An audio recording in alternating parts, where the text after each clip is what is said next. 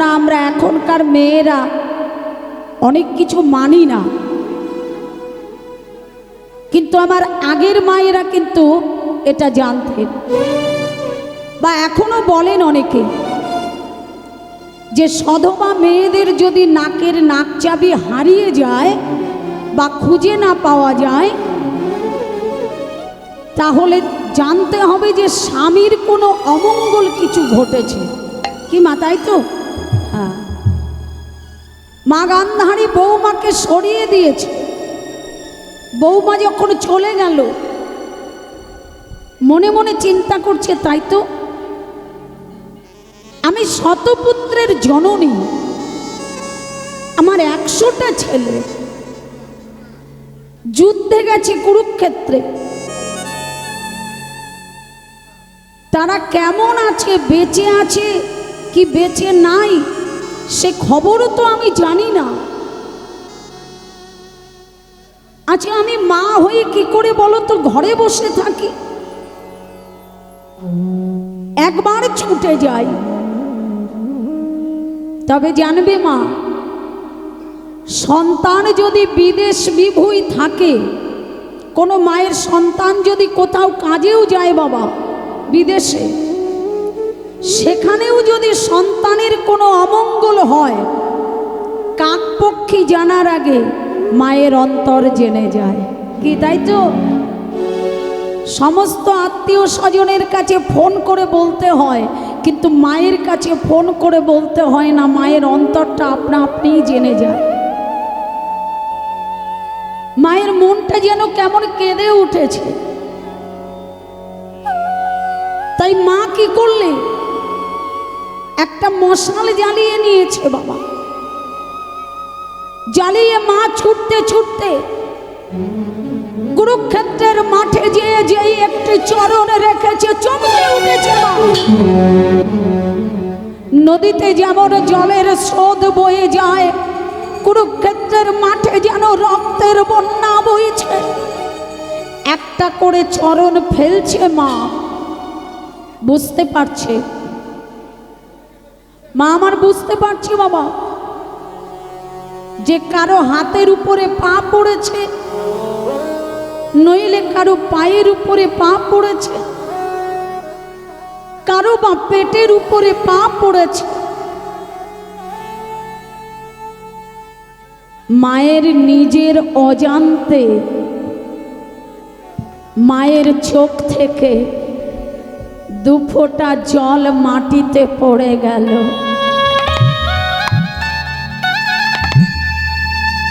হঠাৎ মায়ের মুখ থেকে বেরিয়ে এলো, এখানে যে ছেলেগুলো পড়ে আছে একটা ছেলেও বেঁচে নাই।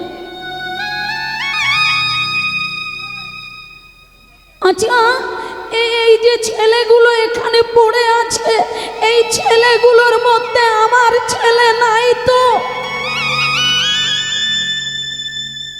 শুনশান পরিবেশ বাবা, অন্ধকার, কোনো মানুষের শব্দ নাই, শুধু কিছু শিগল কুকুরের ডাকাডাকি শুনতে পেল মা। মনে মনে চিন্তা করলো, আমি তো মা, আমি যদি আমার ছেলেদের একবার ডাকি নিশ্চয়ই আমার ছেলেরা সাড়া দেবে, আমাকে মা বলে ডেকে উঠবে। এই ভেবে বড় আশা নিয়ে মা গান্ধারী কুরুক্ষেত্রের মাঠের মাঝখানে যে চিৎকার করে ডেকে উঠেছে, দুর্যোধন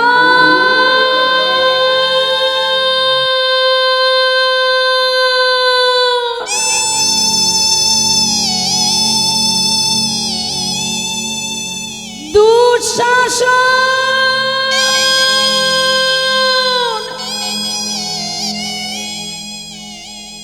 বিকর্ণ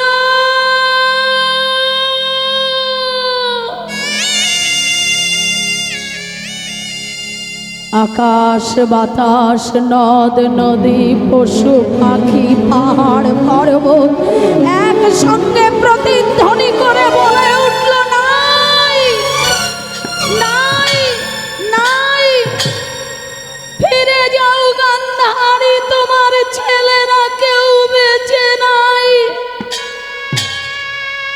এসেছিল ধর্ম নষ্ট করবার তরে, কিন্তু না, ধর্ম যেখানে কৃষ্ণ রয় সেখানে ধর্ম যুদ্ধ হয়। ধর্মকে নষ্ট করতে পারেনি। ফিরে যাও গান্ধারী, তোমার ছেলেরা মরে গেছে, ফিরে যাও। চুপ করো তোমরা, চুপ।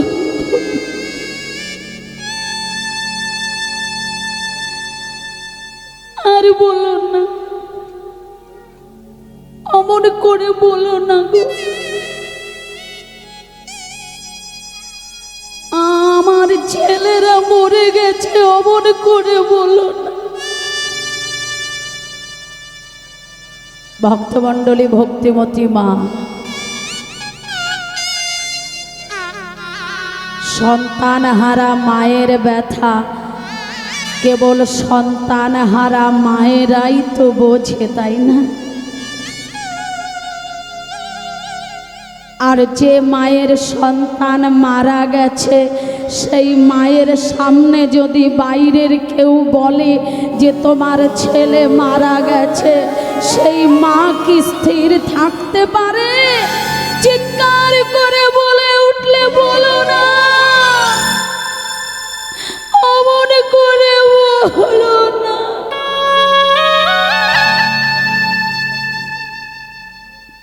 শতপুত্রের জননী আমি, হস্তিনাপুরের রানী আমি,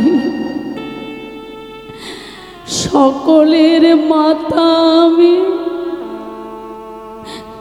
চলে গেল আমার ছেলের, আত্মহত্যা করবে। মা মনে স্থির করে নিয়েছে যে আমি আত্মহত্যা করব। যেই না আত্মহত্যা করবার জন্য একটি চরণ বাড়িয়েছে, কে যেন মায়ের আর একটি চরণ জড়িয়ে ধরে বললে, মা ডাকিস না বাবা, আমায় মা বলে ডাকিস না। কেন? তুই জানিস না বাবা, আমি আমি আমি সেই হতভাগিনী মা, আমি সেই অভাগিনী মা, যার 100টা ছেলে থাকতেও আজ মা বলে ডাকার মতো কেউ নাই। মা, কে বলেছে তোমার ডাকার মতো কেউ নাই? আমি গো, আমি তোমার বড় ছেলে। তো তুই তুই আমার দুর্যোধন বেঁচে আছিস বাবা, তোর আর ভাইরা কোথায়? ওই দেখো, দেখো তোমার 99টা ছেলে মরে পড়ে আছে মা। তাকিয়ে দেখো, ওদের দেহটা শিগাল কুকুরে ছিঁড়ে ছিঁড়ে খায়। আমি চলতে পারছি না, ওদেরকে আমি বাঁচাতে পারিনি। তোমার 100টা প্রদীপ একটা একটা করে নিভিয়ে দিয়েছে মা।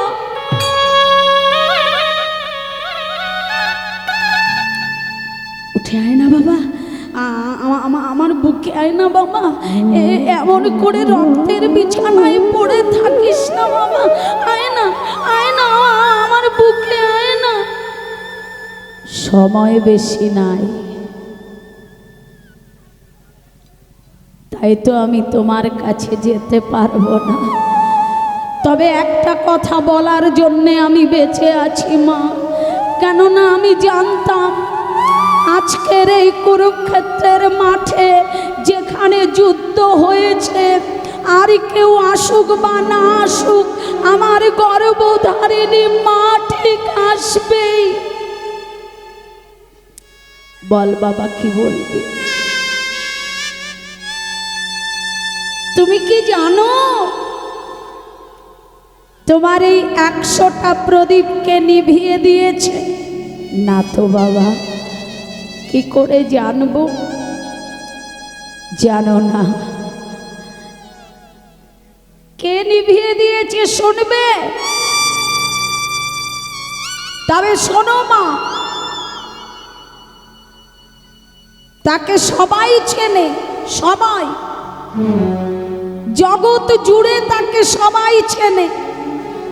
সে আর কেউ নয়, যার চরণ পাবার জন্যে কত মুনি ঋষি অনাহারে অনিদ্রায় ধ্যান করছে, যার চরণ পাবার জন্যে কত ভক্তগণ সন্ন্যাসী হয়ে গেছে, যার চরণ পাবার জন্যে কত ভক্তগণ বৈরাগ্য লাভ করেছে, সে আর কেউ নয়, শ্রীকৃষ্ণ। মা, ও মা, তুমি না তোমার যুধিষ্ঠিরকে আশীর্বাদ করেছিলে? হ্যাঁ বাবা, সে তো আমি আশীর্বাদ করেছিলাম। শোন দুর্যোধন, আমি মা, সন্তান হারানো দাবানলে আমার বুকের ভেতরটা দাউ দাউ করে জ্বলে যাচ্ছে।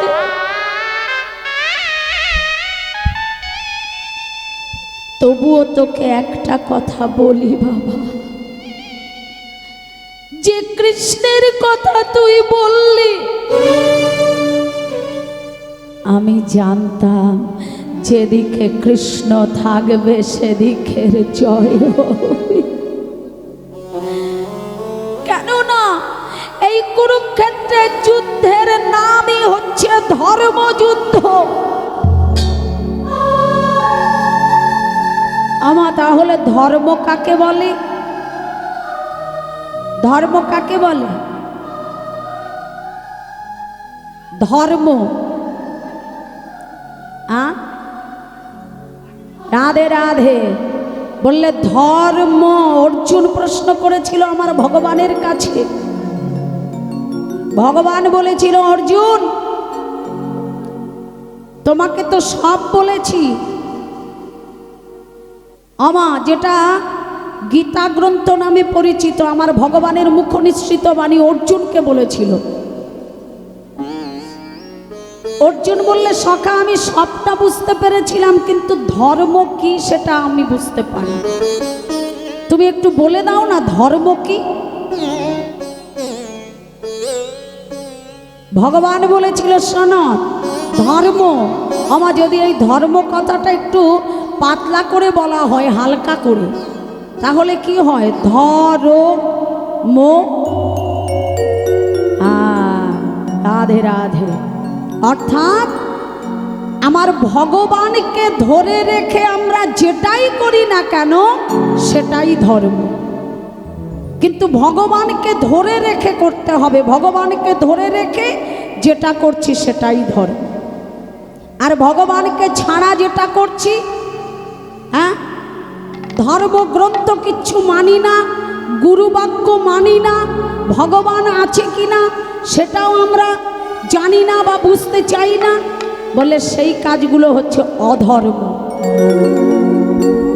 আর শাস্ত্র মতে ভগবানকে ধরে যে কাজ করছি বাবা, সেটাই হচ্ছে ধর্ম। রাধে রাধে। তো মা সেই দিন বলেছিল, শোন, আমি জানতাম যেদিকে কৃষ্ণ রবে সেই দিকে ধর্মের জয় হবেই হবে।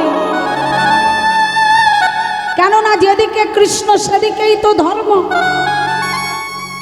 যুদ্ধটাই তো ধর্মযুদ্ধ। মা, ও মা, আমার মনে হয় আর সময় নাই গো। গান্ধারী মা সব কিছু ভুলে যে দুর্যোধনকে জড়িয়ে ধরেছে। আমার এতক্ষণে যে মা ধর্ম নিয়ে কথা বলছে, হঠাৎ করে মা সন্তানের প্রেমে, আমার সন্তান প্রেমে সন্তানকে ভালোবাসে, ছেলেকে নিয়ে নিজের প্রতি আকৃষ্ট হয়ে বলে উঠল, শোন, যে কৃষ্ণ তোদেরকে মেরেছে, ওই কৃষ্ণকে যদি আমি চোখে দেখতে পাই, ওকে আমি অভিশাপে অভিশাপে জর্জরিত করে দেব। মা, একটু জল দেবে? মা, জল দেবে? কোথায় পাবো বল? এখানে তুমি পাবে না জল। এই কুরুক্ষেত্রের মাঠে রক্ত ছাড়া জল পাওয়া যায় না। কিন্তু মাগো, ওই যে তুমি কাঁদছো না, তোমার চোখের জলটা টপ টপ করে মাটিতে পড়ে যাচ্ছে, ওটাই তুমি আমার বদনে দিয়ে দাও। মা আমার চোখের সামনে দেখতে পেল ছেলেটা বদন দিয়ে রুধির তুলতে তুলতে, রক্ত তুলতে তুলতে চলে গেল। দুর্যোধন, আমায় মা বলে ডাকবি না? একবার আমায় মা বলে ডাক। আমার সুখের ঘর,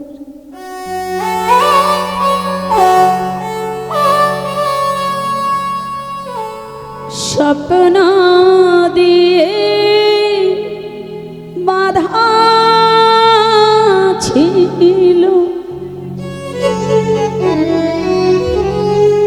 ভাঙল সুখের ঘর।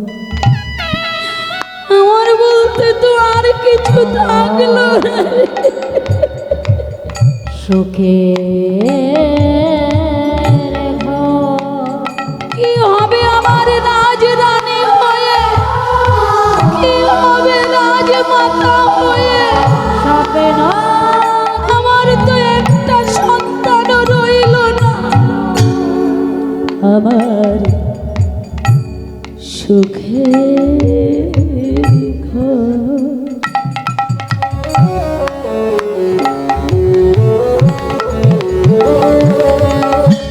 স্বপ্ন দিয়ে বাঁধা ছিল, ভাঙল সুখের ঘর। ও সে আমার সুখের ঘর।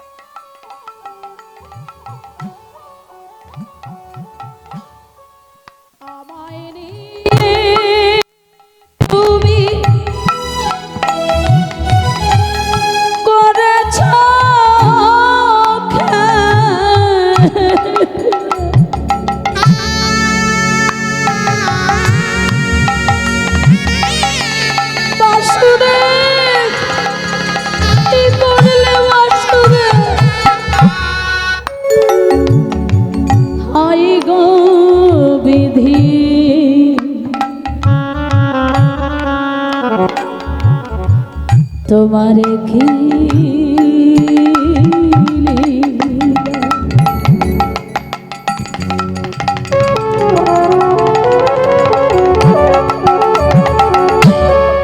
আমায় নিয়ে তুমি করেছ খেলা,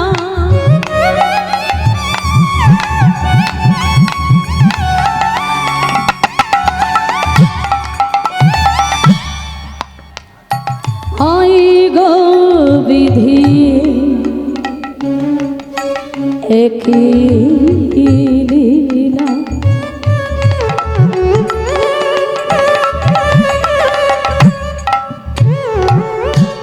আমায় নিয়ে তুমি করেছ খেলা নিঠুর তুমি,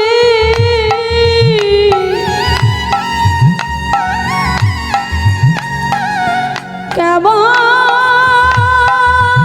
ঠাকুর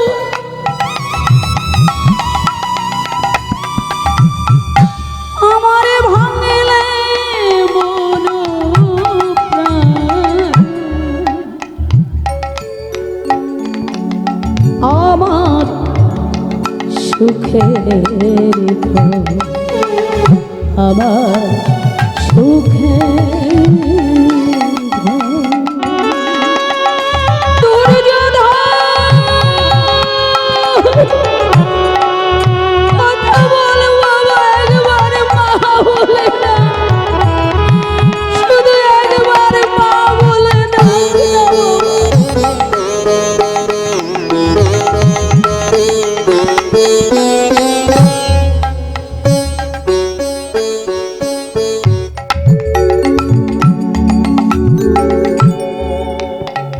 কে হাসছে? কে অমর করে অট্ট হাসি হাসলো? আমি আমার ছেলেটাকে বুকে জড়িয়ে ধরে কাঁদছি, আমার মরা ছেলে।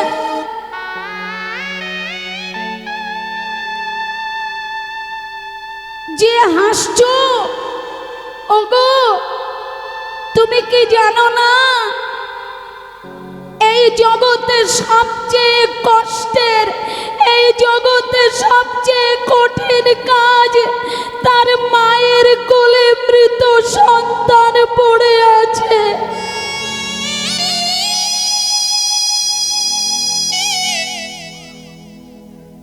ভক্তমণ্ডলী, ভক্তিমতী মা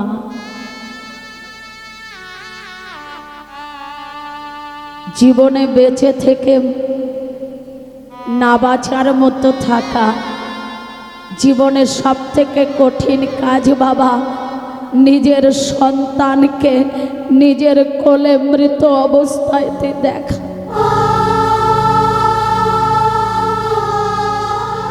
কে তুমি এমন করে হাসলে বলো না?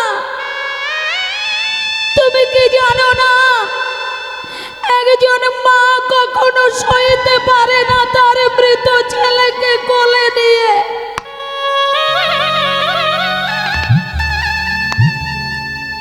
ভগবান শ্রী গোবিন্দ পাশ থেকে বলে উঠলে, আমি গো, কে তুমি? আমি কৃষ্ণ। কৃষ্ণ? তুমি সেই কৃষ্ণ যে কৃষ্ণের কারণে আমার 100টা প্রদীপ একটা একটা করে নিভে গেছে। তুমি সেই কৃষ্ণ? কই আমি তো তোমায় দেখতে পাচ্ছি না। কি করে দেখবে? আমার ভগবানকে চোখে দেখা কি এত সহজ কথা গো? হ্যাঁ, এতটা সহজ নয় গো। বলে ভগবানকে দেখতে গেলে জ্ঞান চক্ষু ভক্তির নয়ন ছাড়া দেখা যায় না। তবে মা তুমি যখন আমায় দেখতে চাইলে এই আমি দেখা দিলাম। দেখো আমার মা যেই ভগবানকে চোখে দেখেছে বাবা, মা বলে উঠল, ও তুমি কৃষ্ণ, তুমি কৃষ্ণ। বাহ, কি সুন্দর তোমার রূপ, কি সুন্দর তোমায় দেখতে। তোমার দিকে চাইলে জগতের সমস্ত দুঃখ ভুলে যেতে ইচ্ছে করে। বাসুদেব, ও বাসুদেব, জগতে সবাই তোমাকে বলে তুমি নাকি ভগবান গো। এই জগতের সবাই তোমায় ভগবান বলে। তুমি কি পারতে না আমার 100টা ছেলের মধ্যে অন্তত একটা ছেলেকে ভালো পথে ফিরিয়ে নিয়ে যেতে?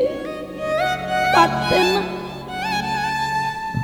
তুমি কি পারতে না বাসুদেব আমার 100টা ছেলের মধ্যে একটা ছেলেকে বাঁচিয়ে রাখতে?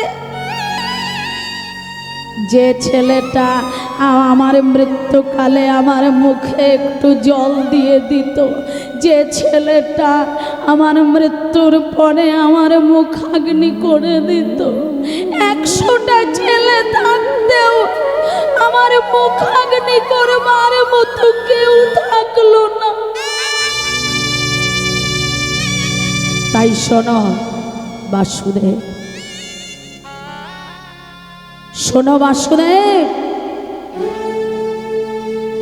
আমি সুবল কন্যা গান্ধারী তোমায় অভিশাপ দিলাম। আমি হস্তিনাপুরের রানী তোমাকে অভিশাপ দিলাম। আমি কুরু জননী তোমায় অভিশাপ দিলাম। একজন সন্তান হারা মায়ের বুকে যে দাউ দাউ করে আগুন জ্বলছে, সেই আগুন থেকে আমি তোমায় অভিশাপ দিলাম। ঠিক যেমন করে আমার কুরু বংশ তুমি ধ্বংস করেছ, ঠিক তেমনি করে তোমার ওই 56 কোটি যদু বংশ হবে ধ্বংস, হবে ধ্বংস, হবে ধ্বংস।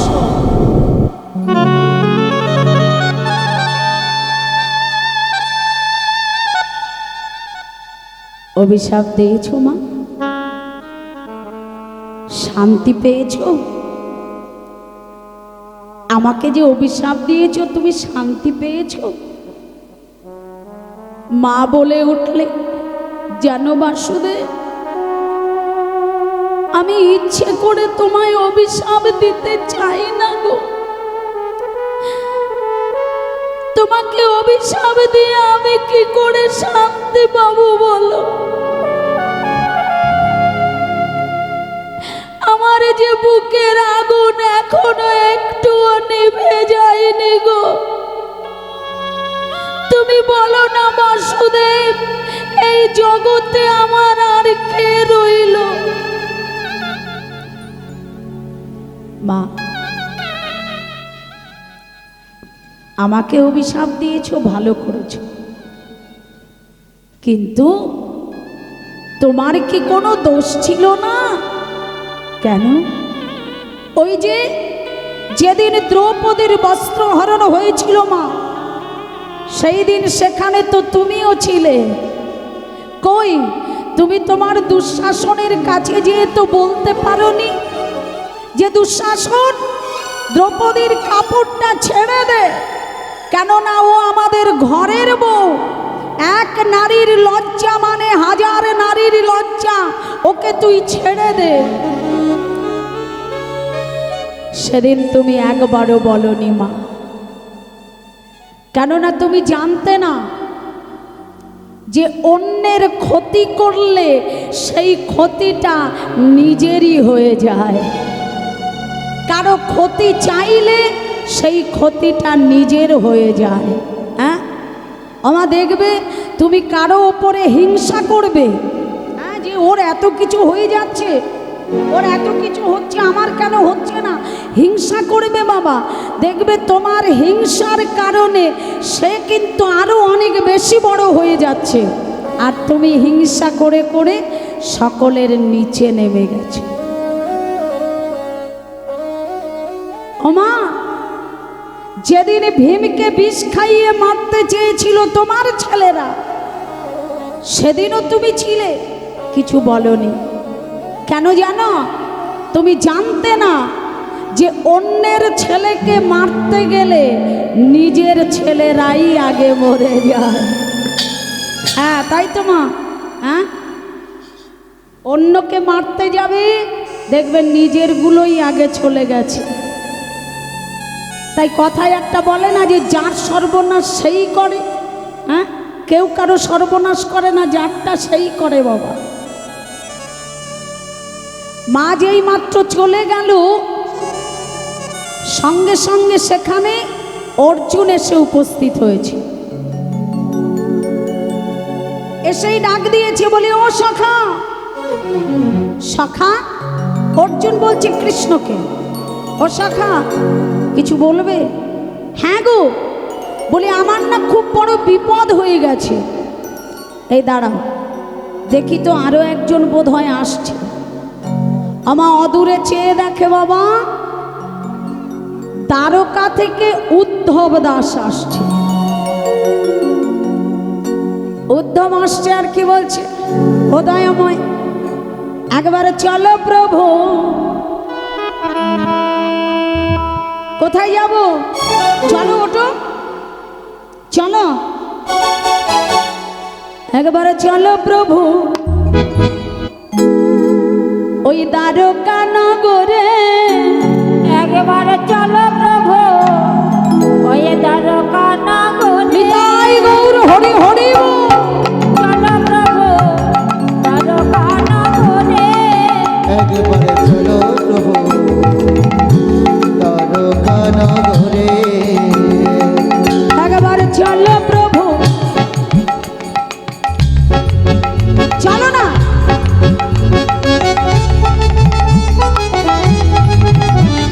তাড়াতাড়ি চলো।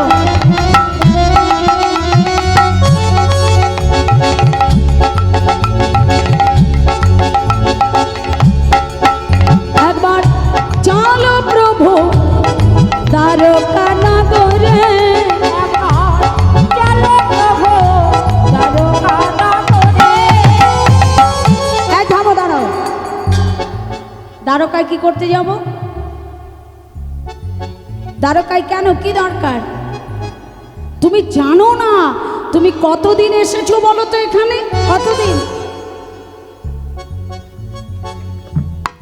13 বছর।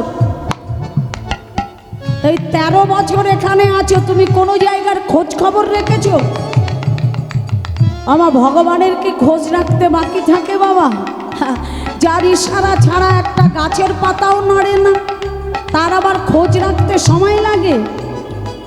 তুমি কারো খোঁজ রেখেছো? রাখোনি? তাহলে আমি যা বলছি তুমি তাই করবে। ও তোমার ভক্তগণে বসে আছে, তোমার ভক্তগণে বসে আছে। শোনো, তোমার ওই ভক্তগণ সকলে বসে আছে। কোথায় বসে আছে গো? তোমার আশাতে। একবার চলো প্রভু দ্বারকা নগরে। একবার চলো প্রভু দ্বারকা নগরে। চলো প্রভু দ্বারকা নগরে। একবার চলো প্রভু দ্বারকা নগরে। তোমার ভক্তগণে বসে আছে, আহা তব পানে চেয়ে একবার চলো প্রভু দ্বারকা নগরে। একবার চলো প্রভু দ্বারকা নগরে। একবার চলো প্রভু ওই দ্বারকা নগরে। একবার চলো প্রভু দ্বারকা নগরে। একবার চলো প্রভু দ্বারকা নগরে। আর তুমি থামবে? এখানে আমি তো দাঁড়িয়ে আছি নাকি? কে বলছে কথাটা? অর্জুন বলছে। কাকে? উদ্ধবকে। তুমি এত কথা বলছো কেন? যেখানে আমি দাঁড়িয়ে আছি। কি সখা, তাই তো? ভগবান বলছে শোনো, উদ্ধব যেমন আমায় ডাকছে, অর্জুনও তেমন আমায় ডাকছে। তাহলে উদ্ধব কি বলতে চাইছে? যে দ্বারকায় যেতে হবে। অর্জুন তুমি কি বলছো? অনেক বড় বিপদ। কত বড় বিপদ দেখেছো? বিপদ আবার দেখানোও যায়। অনেক বড় বিপদ। বলে সেই বিপদটা কি জানো? ওগো শোনো দয়াময়, কি বিপদ সেটা তো একবারও বলছো না। ওই যে বিশ্বজননী গঙ্গা, মা গঙ্গায় আমায় অভিশাপ দিয়েছে। অভিশাপ দিয়েছে। কি অভিশাপ দিয়েছে? এমন একটা অভিশাপ দিয়েছে যে অভিশাপটা শুনলে হাসিও পাবে আবার দুঃখও হবে। বলে শোনো, অভিশাপ দিলে যে হাসি পায় এটা কখনো শুনিনি। হ্যাঁ, তবে হ্যাঁ মনে মনে বলছি যে মা গান্ধারী যখন আমায় অভিশাপ দিয়েছিল আমার মনে কিন্তু একটু আনন্দ হয়েছিল। কেন না, মা যখন অভিশাপ দিয়েছিল যে আমার যদুবংশ ধ্বংস হয়ে যাবে, আমি তখন ভেবেছিলাম যে যদুবংশ ধ্বংস হওয়া এত সহজ নয়। তবে গান্ধারী মা যখন অভিশাপ দিয়েছে এই অভিশাপের ফল ফলবেই ফলবে। আর যদুবংশ যত তাড়াতাড়ি ধ্বংস হবে তত তাড়াতাড়ি আমার দাপর লীলা শেষ হবে। আর দাপর লীলা শেষ হলে আমি কলিযুগে কলির জীবের কাছে যেতে পারবো হরিনাম ধন নিয়ে। আচ্ছা, তো তোমাকে কি অভিশাপ দিয়েছে বলো দেখি? বলে গঙ্গা আমায় অভিশাপ দিয়েছে আমার নিজের ছেলের হাতে নাকি আমার মৃত্যু হবে।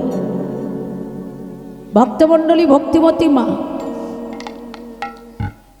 মহাভারতের কথা প্রায় প্রত্যেকেরই জানা বাবা।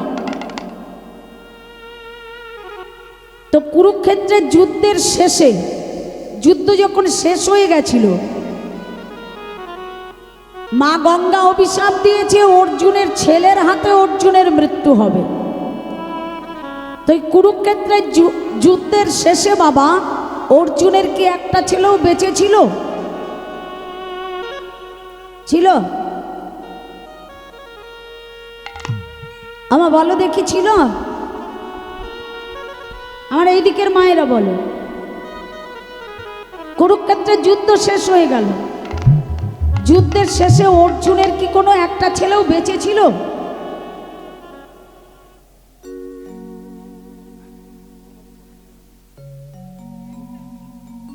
রাধে রাধে। আমার এই দিকের মায়েরা,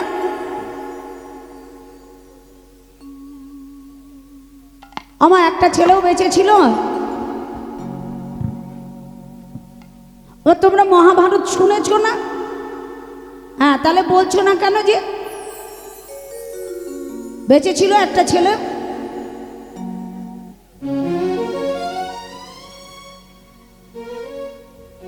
অর্জুন বলছে ও সখা, কৃষ্ণকে ডেকে বলছে ও সখা, এই দেখো, বলে এই কুরুক্ষেত্রের যুদ্ধ শেষ হলো, তুমি তো ভালো করেই জানো হ্যাঁ যে আমার একটা ছেলেও বেঁচে নাই, যে কারণে তুমি পরীক্ষিতকে মাতৃগর্ভে তুমি প্রবেশ করে পরীক্ষিতকে বাঁচিয়েছিলে, নইলে এই বংশটা ধ্বংস হয়ে যেত। তাহলে মা গঙ্গা কি করে বলল যে আমার ছেলের হাতে আমার মৃত্যু হবে? ভগবান শ্রী গোবিন্দ মনে মনে হাসছে আর বলছে, অর্জুন একটা ছেলে তোমার এখনো বেঁচে আছে গো। হ্যাঁ হ্যাঁ, তুমি ঠিক বলেছিলে। বলে একটা ছেলে তোমার এখনো বেঁচে আছে, মনে মনে বলছে, মুখে বলছে না। আর যে ছেলেটার কথা তুমিও জানো না যে আমার একটা ছেলে আছে, আর ছেলেও জানে না যে অর্জুন তার বাবা, ওই একটা ছেলেই বেঁচে আছে বাবা। আমার মায়েরা মনে মনে চিন্তা করছে যে নিজের সন্তান আছে সেটা কি করে জানে না বাবা? হ্যাঁ, আর ছেলেও বা কি করে জানে না যে তার বাবাকে?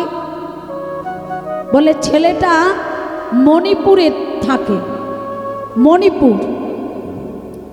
মণিপুরের রাজা চিত্রভানু, তার একমাত্র কন্যা চিত্রাঙ্গদা, আর ওই চিত্রাঙ্গদার ছেলে হচ্ছে বগ্রবাহন। চিত্রাঙ্গদা আর অর্জুনের ছেলে বগ্রবাহন, ওই একটা ছেলেই বেঁচে আছে বাবা। কিন্তু অর্জুন জানে না। যে ছেলেটা বেঁচে আছে। তাহলে এবার একটুখানি জেনে নেব যে সেই ছেলেটা কোথায় আছে, আর ভগবান কেন এখন বলছে না। কেননা অর্জুন বলে উঠল, ও সখা, সখা দেখেছো মা গঙ্গার তার কত বড় স্পর্ধা, যে সে আমাকে অভিশাপ দিচ্ছে। কাকে? না এই অর্জুনকে। আচ্ছা সখা বলো তো, এই অর্জুনের মতো বড় যোদ্ধা এই জগতে আর খুঁজলে পাওয়া যায়? একটাও নাই। আর সেই অর্জুনকে অভিশাপের ভয় দেখাচ্ছে। ভগবান বললে, অর্জুন আমি সব সইতে পারি, শুধু অহংকার সইতে পারি না। সব কিছু আমি সয়ে নিতে পারি, অহংকার আমি সইতে পারি না। এই যে তুমি অহংকার করলে যে আমার চেয়ে বড় যোদ্ধা আর নাই, এই অহংকারের কারণে আমি তোমায় এখন বলবো না, মা গঙ্গার অভিশাপ সত্য করব। কেননা তোমার এই অহংকার, তোমার এই দর্প আমি চূর্ণ করবই করব। তাহলে ছেলেটাকে মণিপুরে কি করে? অর্জুন কেন জানে না? না এক সময় বাবা এই অর্জুনের 12 বছরের জন্যে বনবাস হয়েছিল। আর এই 12 বছরের বনবাসকালে যখন আর 2 বছর বাকি ছিল, তখন ওই মণিপুর দিয়ে ক্লান্ত হয়ে হাঁটতে হাঁটতে হাঁটতে হাঁটতে ওই মণিপুরের একটা রাস্তায়, যে তখনকার তো এইরকম রাস্তা ছিল না, জঙ্গলের মধ্যে দিয়ে রাস্তা, ওই রাস্তায় ঘুমিয়ে পড়েছে ক্লান্ত হয়ে অর্জুন। আর সেই রাস্তা দিয়ে একজন ঘোড়া আরোহী আসছে, ঘোড়ায় চড়ে, আর মুখে সেই নাম কেশব মাধব গিরিধারিলা, জয়ত রাধা মাধব মদন গোপাল। সবাই মিলে একসাথে বলো,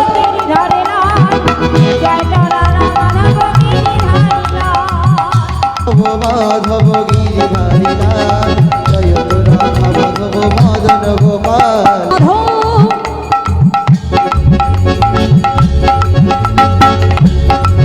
হে মাধব,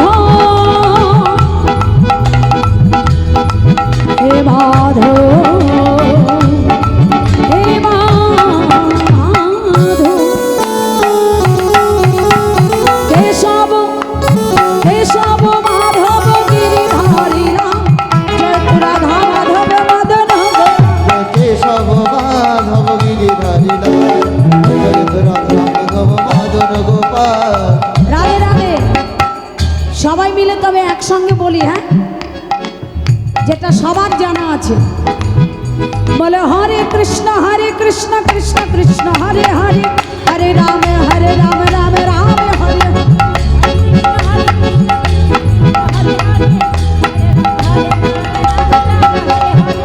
हरे कृष्णा कृष्ण कृष्ण हरे हरे, हरे राम राम राम हरे हरे। हरे कृष्ण कृष्ण हरे हरे, हरे राम राम राम हरे हरे। हरे कृष्ण कृष्ण कृष्ण हरे हरे, हरे राम राम राम हरे हरे।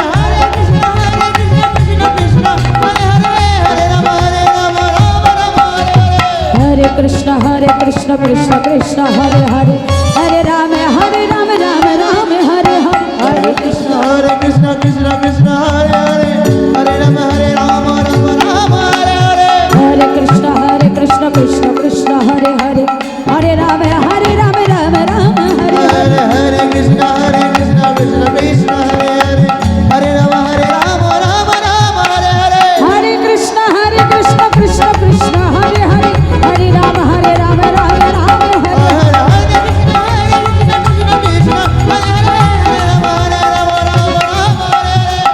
निताई गौर हरि हरि बोल। हरे कृष्ण कृष्ण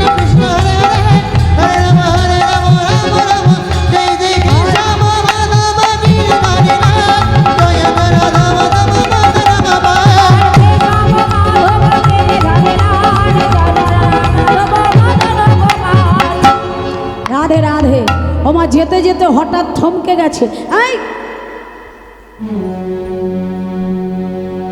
এই রাস্তার মধ্যে কে শুয়ে আছে, এমন করে পড়ে আছে?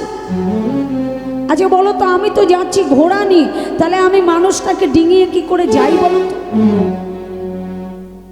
এপাশ থেকে ওপাশে কি করে যাই বলো তো? এই যে আরে ওঠো, বাবা অর্জুন তো ঘুমিয়ে আছে বাবা, বারবার ডাকছে এই যে ওঠো। আরে বাবা ওঠো না, ওঠো, কে তুমি, ওঠো। আমার অর্জুনের হঠাৎ করে কাঁচা ঘুমটা ভেঙে গেছে বাবা। আর কাঁচা ঘুম যদি কারো ভেঙে যায় তার কেমন লাগে?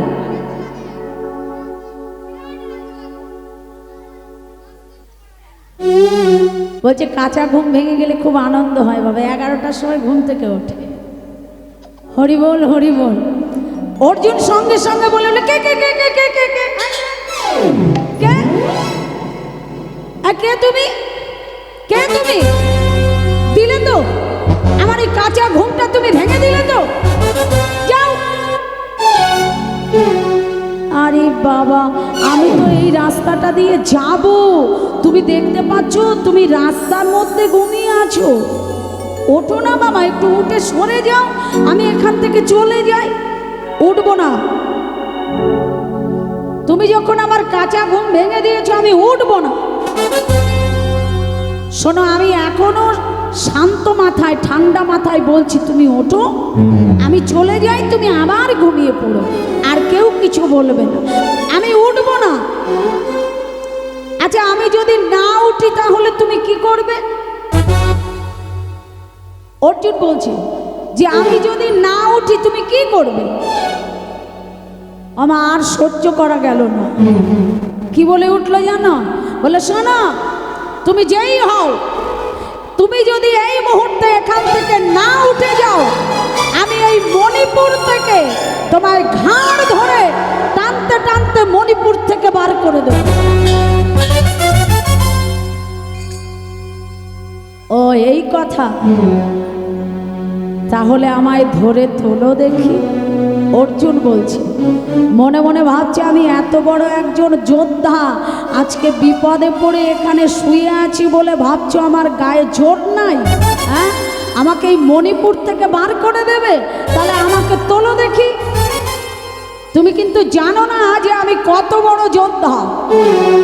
তুমি যত বড় যোদ্ধাই হও না কেন, মণিপুরে এসেছো, হ্যাঁ তোমার কোনো রাজত্ব চলবে না। বেশ তাহলে আমায় তোলো। আমার কি করলে অর্জুনের হাতটা ধরেছে, ধরে তোলার চেষ্টা করে।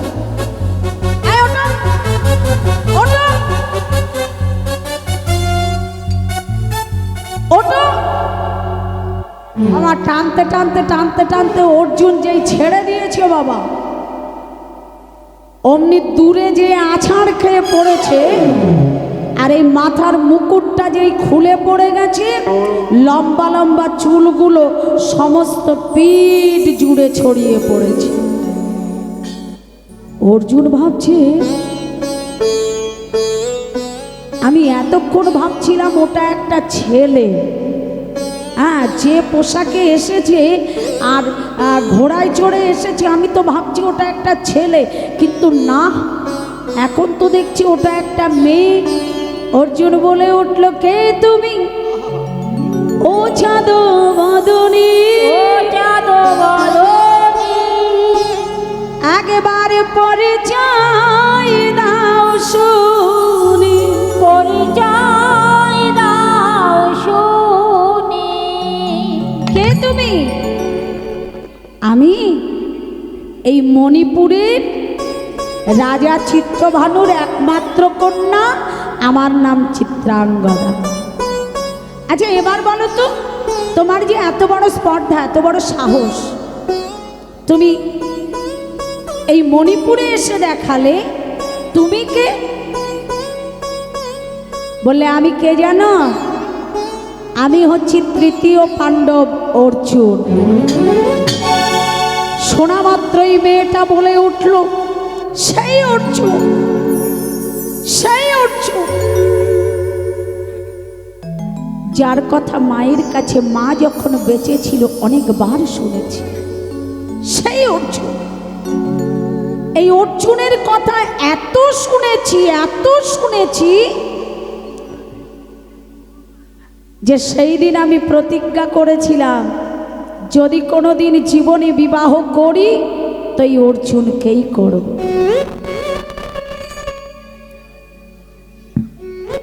ভক্তমণ্ডলী, ভক্তিমতী মা, অমা, এখনকার বাচ্চারা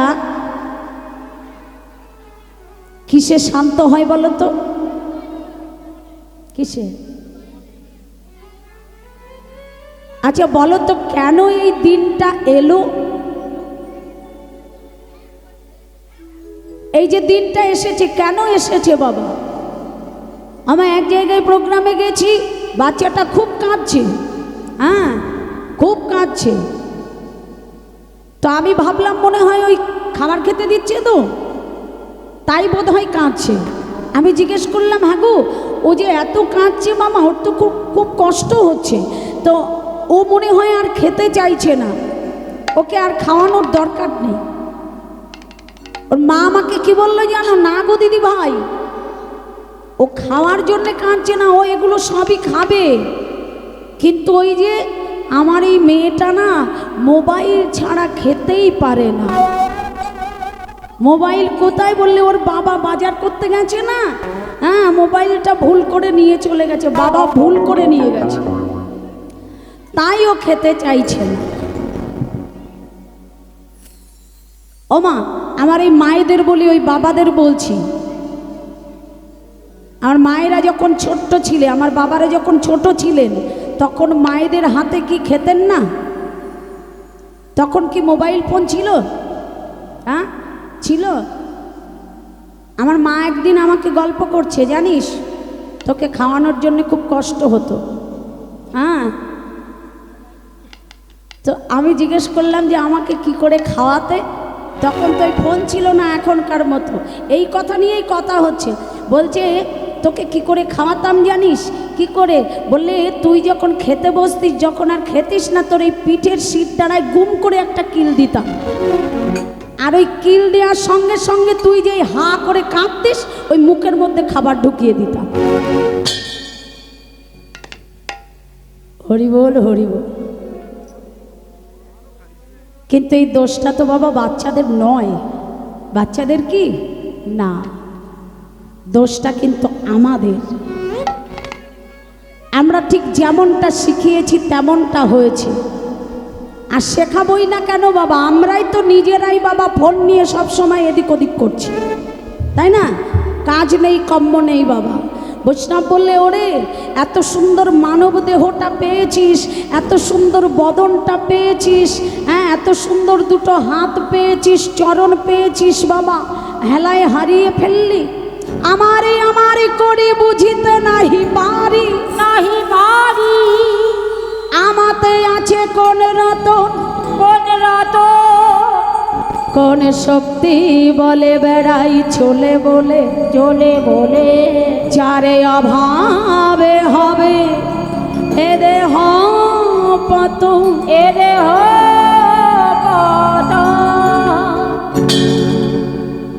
সত্য যুগে একটা মানুষের গড় আয়ু ছিল বাবা, বেঁচে থাকতো কতদিন জানো তো? আমার কত বছর বলো তো? একটা মানুষ বেঁচে থাকতো সত্য যুগে, হ্যাঁ না সত্য যুগের কথা বলছি, বললে একটা মানুষ সত্য যুগে বেঁচে থাকতো 1,00,000 বছর। তাই তো বাবা এত ধ্যান করবার সুযোগ পেয়েছে তারা। তাহলে যেমন আয়ু ছিল ক্ষমতাও তেমন ছিল বাবা। ত্রেতা যুগে একটা মানুষের গড় আয়ু ছিল, বেঁচে থাকতে পারতো 10,000 বছর।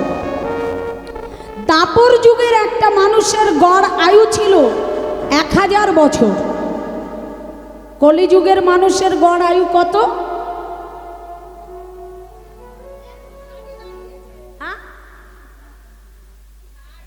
সে গড় আয়ু যা ছিল ছিল বাবা, এখনকার সময়ে 60-60-এর ঊর্ধ্বে আর নয়।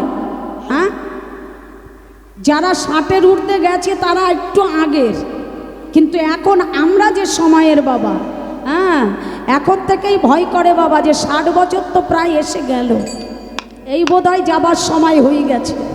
হ্যাঁ, আমার আগের বাবারা মায়েরা চলে ফিরে বেরিয়েছে বাবা, কোনো হাঁটুতে কোমরে ব্যথা ছিল না, আর আমরা এখন চলতেই পারি না বাবা। এই গতকালকে একটুখানি সিঁড়ি দিয়ে নামতে গিয়েই পাটা মুচকে গেছে আমার। হরিবোল হরিবোল। তাহলে চিন্তা করে দেখো, আমার সবাই কিন্তু 60 বছর, গড় সময়ে 60 বছর। হিসেবটা করে নাও বাবা। এসেছো কেন, কি করতে এসেছো? এই বাড়িটা দেখ, যদি দেখিয়ে বলি এটা কার বাড়ি, বাড়ির মালিক এসে বলছে আমার বাড়ি। গাড়িটা কার, বলছে আমার গাড়ি। ছেলে মেয়েগুলো কার, বললে আমার ছেলে মেয়ে। হয়তো আমাকে দেখিয়ে বলবে তুমি যে জায়গাতে দাঁড়িয়ে আছো এই জায়গাটাও আমার। বাবা আমি যদি প্রশ্ন করি যে তুমি কার, কি উত্তর দেবে? তুমি কার? আমার এইদিকে একজন দিদিভাই বলছে আমি কৃষ্ণের।